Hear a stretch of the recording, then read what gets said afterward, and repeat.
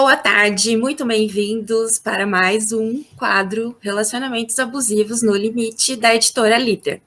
Aqui é um espaço onde nós falamos sobre os relacionamentos, os mais diversos tipos de relacionamentos abusivos, idealizado pela Andréia Roma, a qual eu já agradeço e parabenizo, porque hoje é dia do aniversário dela.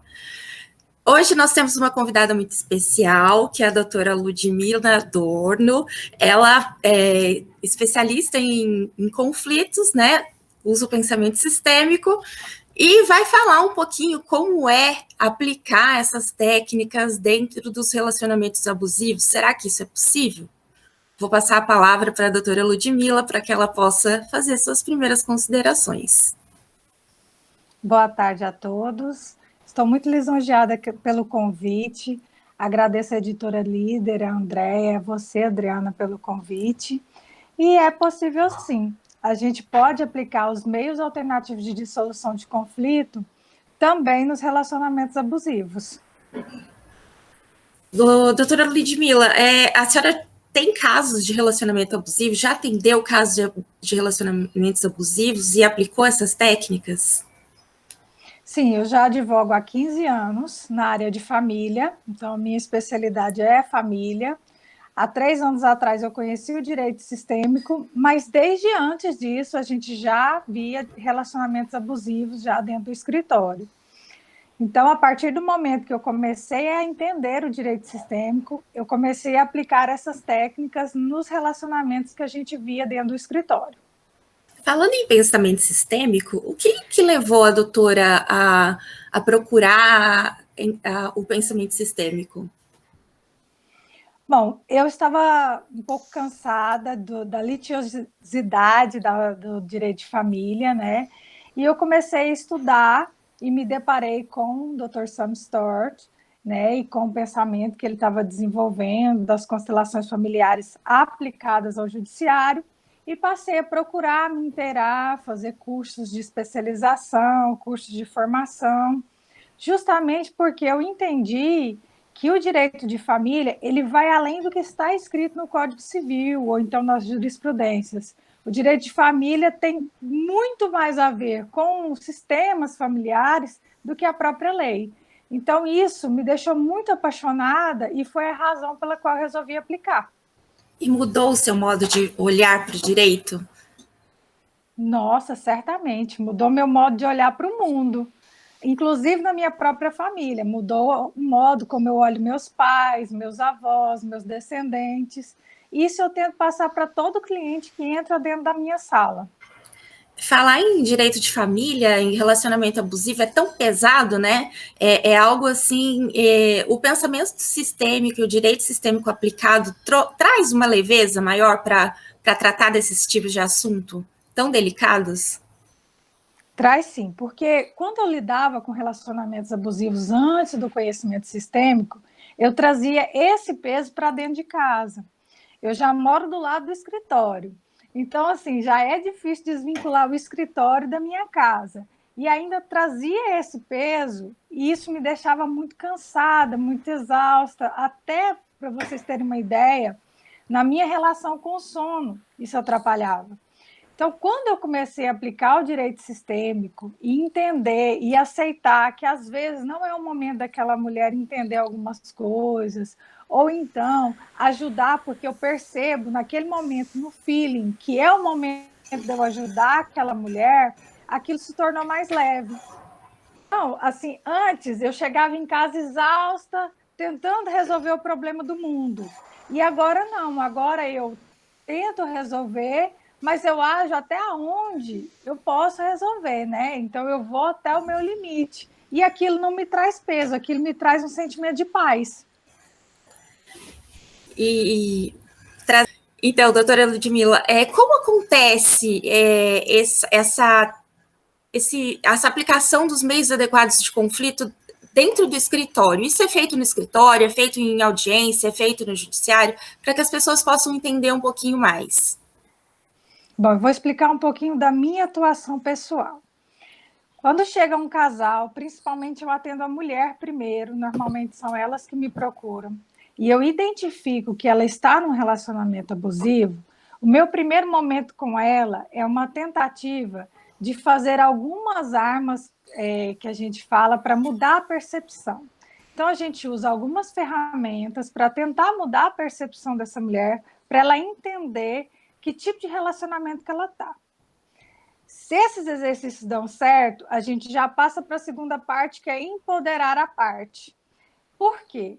Porque na hora que essa mulher chega, o homem já diminuiu tanto ela, já reduziu tanto ela, já afastou ela do sistema familiar dela, ela já está fraca, ela já está sem a força do sistema dela. Eu tento resgatar esse poder familiar, trazendo a força dos pais, dos avós, para que essa mulher possa se sentir empoderada para conseguir sair desse relacionamento. Agora, se os exercícios não dão certo, eu tenho que encaminhar para uma psicóloga. O primeiro momento que eu tenho aqui é um trabalho, a gente tem aqui na cidade um trabalho de algumas psicólogas que atendem mulheres, então eu encaminho, caso essa mulher aceite, para uma psicóloga, para que ela possa se empoderar, para que ela possa entender que ela está num relacionamento abusivo.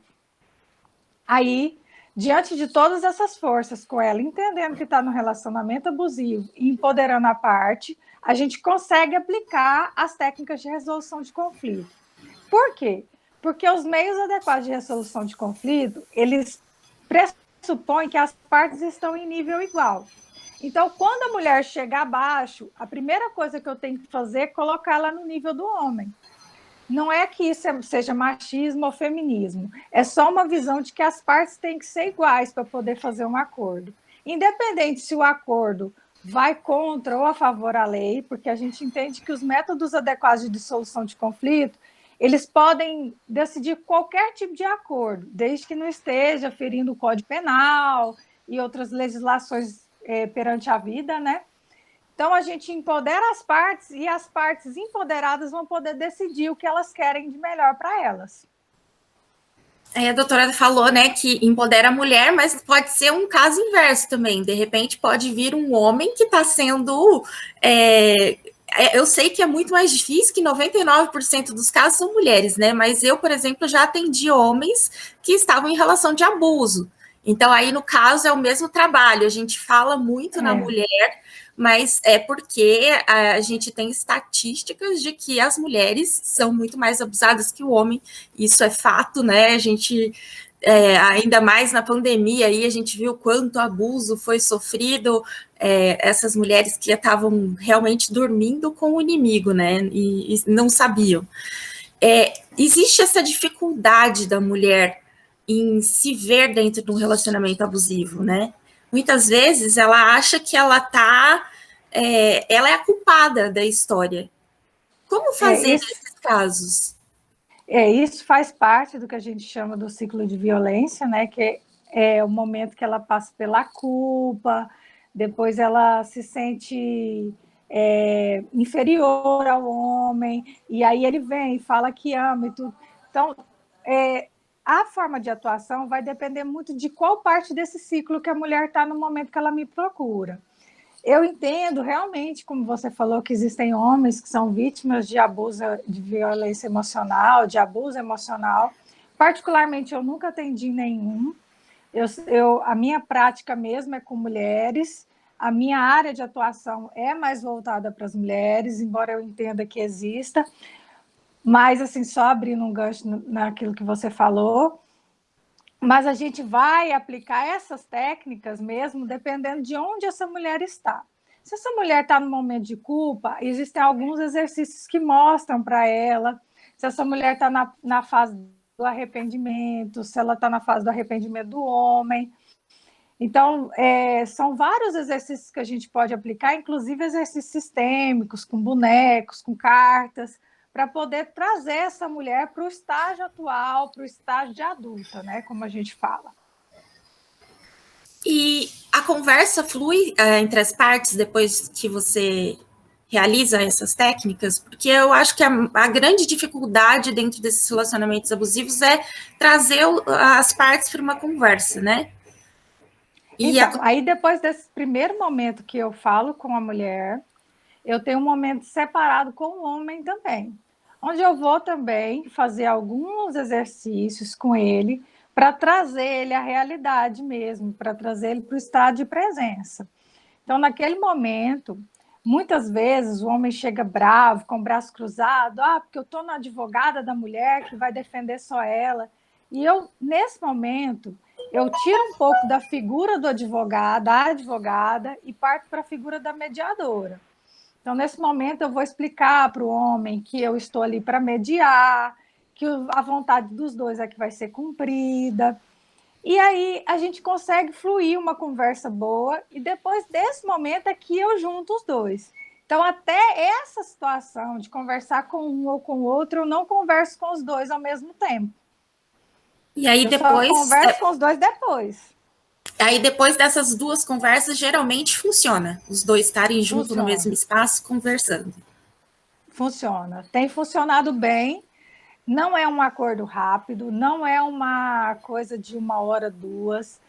Costuma demorar 4, 5 horas, às vezes eu partilho em vários dias, para deixar também a parte embora, refletir sobre aquilo que a gente conversou, pensar um pouco. Normalmente, no outro dia, a pessoa sai do escritório com uma ideia e no outro dia ela já chega com outra, já chega com uma nova visão, porque refletiu naquilo que a gente conversou. Então, tudo é muito conversado, tudo é muito pensado, articulado. As cartas sistêmicas eu só uso quando eu vejo que é o momento, os bonecos o momento. Então, assim, não tem uma fórmula mágica para cada atendimento. Eu vou sentindo, naquele momento, quais as técnicas que eu vou poder usar. E geralmente eles aceitam bem essas técnicas? Ou depende da pessoa, do momento? Eles aceitam, sim, porque assim, já há 3 anos eu tenho aplicado, então eu já consegui me posicionar nesse sentido, que as pessoas que me procuram sabem que eu vou usar essas técnicas. Então, assim, todo mundo que vem falar comigo já sabe que eu vou usar boneco, que eu vou usar cartas, que eu vou conversar, que eu vou conversar com um, com o outro, encaminhar para um psicólogo, aí eu uso as técnicas da prática colaborativa, às vezes chamar um contador para a parte financeira. Então, como as partes já me conhecem, já sabem minha área de atuação, fica mais fácil. Nossa, é muito interessante atuar dessa forma, né? Porque você fala assim, às vezes precisa ser partilhado em dias, né? A gente que atua há um tempo maior, quão demorado eram esses processos, né? E quão demorados pode ser quando vira para o litígio, né? Que esses dias, na verdade, não são nada. Eu resolvo isso em um tempo muito menor do que se fosse para o judiciário. A doutora ainda atua com o litígio, com o judiciário? Eu ainda atuo, sim, como eu estava falando ontem, para algumas pessoas que me perguntaram. Existem partes que precisam de uma sentença. Então, eu ainda não tenho colegas na minha região colaborativos, então eu necessariamente não tenho mais processos colaborativos. O que é o processo colaborativo? Processo colaborativo, 2 advogados que têm a certificação assinam um pacto de não litigância.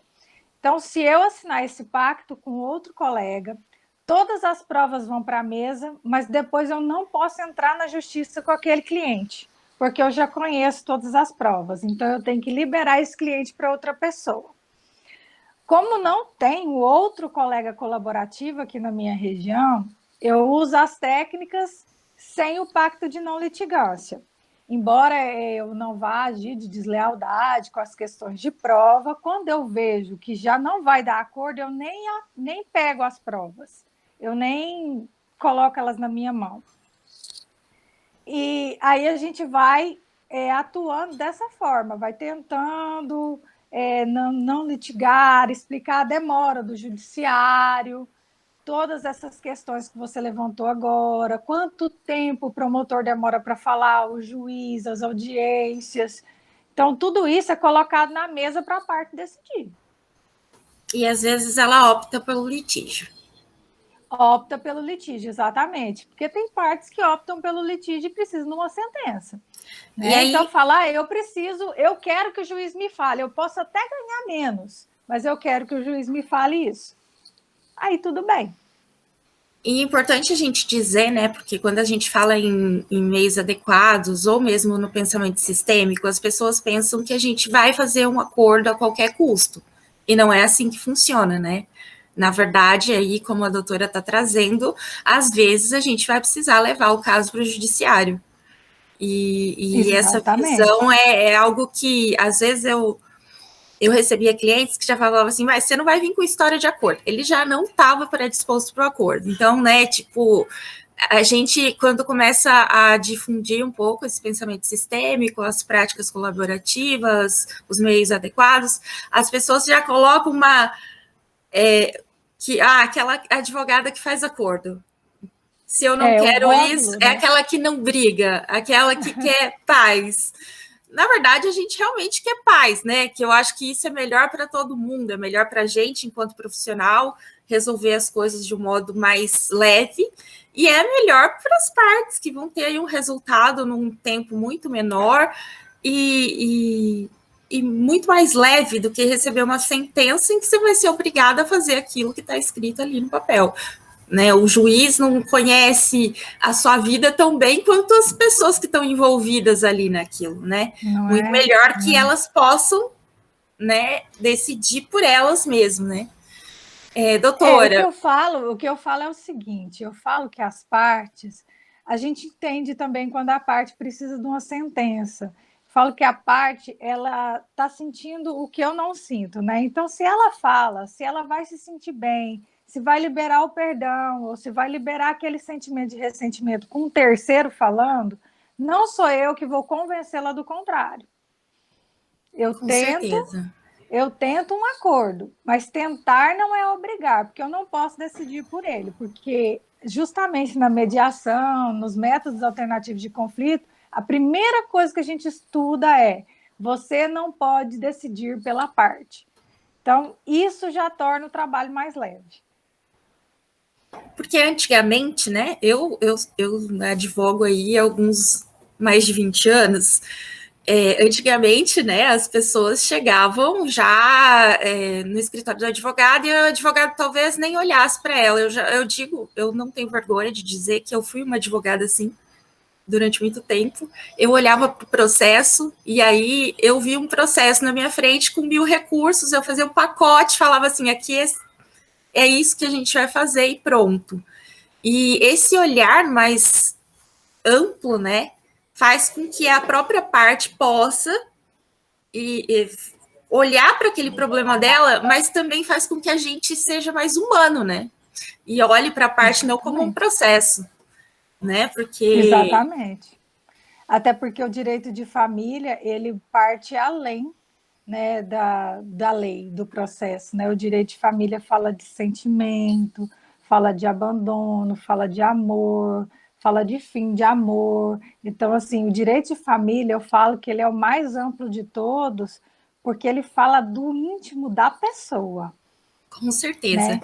Eu cheguei numa audiência faz um tempinho aí, na verdade, nem era o juiz, era um conciliador, era aquela de conciliação prévia. Uhum. E a gente começou a falar que era uma filha pedindo alimentos para o pai. Uma filha já adulta, que estava na faculdade. E aí ela começou a falar do sentimento dela com relação àquilo. O conciliador pediu licença, cortou o que ela estava falando e disse assim: aqui não se fala de sentimento, nós estamos falando de lei. Como agir numa situação dessa? Eu, particularmente, me vi nessa situação agora que você falou, eu pensei, eu levantaria e ir embora. Porque um judiciário que não é humano, ali não tem só papel, né? Eu tenho atuado justamente nisso, para humanizar esse judiciário, para trazer as pessoas, para não pôr a figura do juiz como onipotente. Eu tinha partes que tremiam na hora que a gente falava que tinha audiência com o juiz, como se o juiz fosse um deus. Ele é muito importante, a gente tem que respeitar, o judiciário tem, mas o judiciário tem que ver a parte como uma pessoa também, né? Mas nessa Aí, ali todo o sentimento que você me contou agora, eu senti o sentimento dessa moça, ela estava ali buscando talvez me desculpa minha filha, né? Que talvez pudesse mudar o processo, mudar o rumo das coisas. Com certeza. Mas você sabe que na condução ele acabou, o pai acabou se doendo pela filha, que ele recebeu um chamado tão forte, assim, eu vejo que nada é por acaso, porque ela começou a chorar. E aí, quando ela começou a chorar, ele olhou e falou assim: eu não sabia que você tinha tanto medo de mim assim. Aí, tá vendo o E que, que ela eles estava começaram precisando? a conversar, saiu uma conversa, e esse foi um processo que acabou virando acordo. Mas o que eu trouxe aqui é mais para mostrar que ainda tem no judiciário essa visão muito dura de que aqui se aplica a lei. Aqui não se aplica amor, quando na verdade não é isso. A gente está dentro dos direitos humanos e a gente está lidando com pessoas humanas, né? Não é com Adriana, papel, com lei. eu tenho muita sorte de advogar na cidade de Goiás. Aqui é o interior, primeira capital do estado de Goiás, e nós temos juízes muito humanos. Assim, eu tenho a dizer que todos os juízes que passaram por aqui são juízes muito humanos. A juíza trabalhista, para você ter uma ideia, ela tem uma visão sistêmica, visão de acordos. Então, eu tenho muita sorte, porque aqui eu nunca tive esse tipo de problema. Então, todo o nosso judiciário aqui tem caminhado para essa mesma visão, sabe? Eu sou muito feliz por isso, assim. A mudança de mentalidade não veio só de mim, veio de toda uma estrutura, assim. O sistema aqui tem mudado muito. E eu acho que essas são as vantagens do interior também, né? Sem dúvida, sem dúvida. Olha, eu queria te agradecer muitíssimo. A gente já passou dos 30 minutos da live. Foi Nossa! muito boa a conversa com você e eu quero já deixar, renovar o convite para você vir uma outra vez aqui. Quem sabe trazer um atendimento na prática, alguma coisa assim, para a gente mostrar como que é que eu achei você super didática. Estou chamando aqui doutora Obrigada. de você, já me sinto sua Não, pode me amiga. chamar de você. E fiquei muito feliz por aceitar o meu convite. Eu quero agradecer a todos que vão nos assistir, que já estão nos assistindo. Agradecer a Andréia Roma, hoje é aniversário dela, quero dar os parabéns, agradecer por essa parceria que ela tem feito. E aí nós estamos com várias novidades, vários lançamentos na Líder. Depois eu vou também te fazer um convite. E eu queria que você deixasse sua palavra final aqui para a gente encerrar. Eu gostaria muito de agradecer o convite. Foi uma grata surpresa num domingo à tarde a sua mensagem, Adriana. E eu queria dizer que estou sempre à disposição. Eu tenho estudado muito sobre muitas coisas e transformou muito a minha vida, né, esse direito sistêmico. E acho que é por isso que eu gosto tanto de falar sobre os métodos alternativos, sobre o direito sistêmico, que eu fico assim empolgada com o assunto. E agradecer a todos, deixar aí meu contato com vocês, quem tiver à disposição de conversar um pouquinho mais, para tirar algumas dúvidas, pode me chamar no direct, que eu estou sempre aí. Muito obrigada. Muito obrigada e até semana que vem.